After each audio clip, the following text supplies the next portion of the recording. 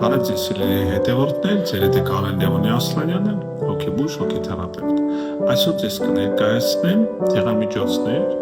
որոնց ցուցումներում կարող է նշված լինել էպիլեպսիայի կամ շիզոֆրենիայի դեմ բուժում։ Ինչի արդյունքում երբեմն պացիենտները նշում են, որ մենք չունենք այդ խանգարումները, միգուցե բժիշկը սխալ է նշանակել այդ դեղորայքները։ Ոչ, բժիշկը չի սխալ, վստահեք նրա նշանակված դեղորայքին և օգտագործեք դեղորայքները։ Լրացուցիչ տեղեկությունների համար դիմեք ձեր բժշկին։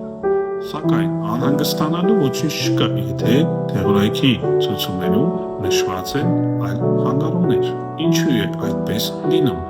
Նույն դեղամիջոցը հաճախ բժիշկները օգտագործում են տարբեր հիվանդությունների դեպքում։ Օրինակ, դեպրեսիայի և բիպոլար խանգարումների համար նախատեսված դեղորայքը կարող է նաև կիրառվել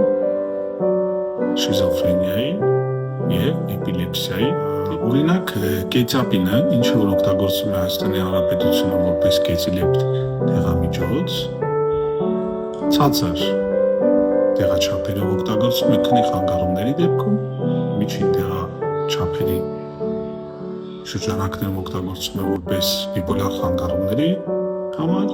իսկ միջինից բարձր դեղաչափերով օգտագործում է շիզոֆրենիայի զառանցանքների ցնորքների համար։ Պատճառով ինքնաբուժությամբ մի զբաղվեք և դիմեք մասնագետներին։ Ձեր հետ է Կարեն Լևոնի Ասլանյանը, հոգեբույժ, հոգեթերապևտ։ Եղեք առողջ, ստեսություն։